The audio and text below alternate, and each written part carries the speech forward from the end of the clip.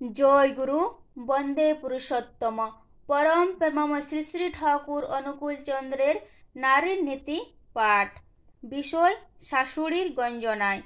তোমার শাশুড়ি যদি গঞ্জনা দায়িনী হইয়া থাকেন, তাহার গঞ্জনার বাধা হইও না, আপত্তি করিও না, প্রত্যুত্তর করিও না।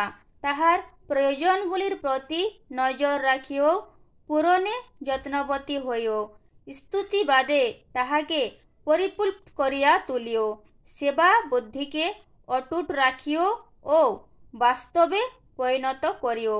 জয় তোমার অবশ্যম্ভাবী।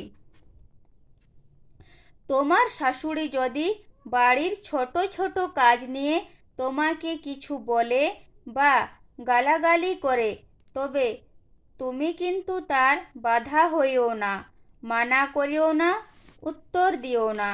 তাহার প্রয়োজনগুলির প্রতি নজর রাখিও ও তাহাকে আদর ও সম্মানের সহিত জিজ্ঞাসা করিও, তুমি কি চাও মা?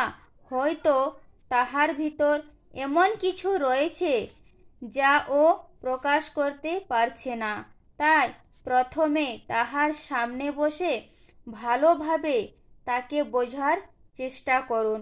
তারপর তাহার প্রয়োজনগুলির উপর নজর রাখো।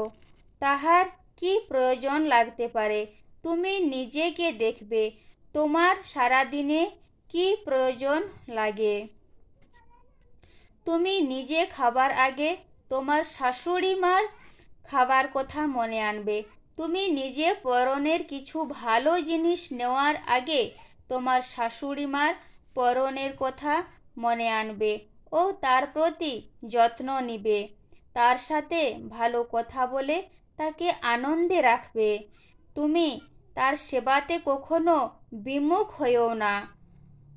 তুমি তার প্রতি সব সময় সেবামুখী হইও ও তা বাস্তবে পরিণত করিও।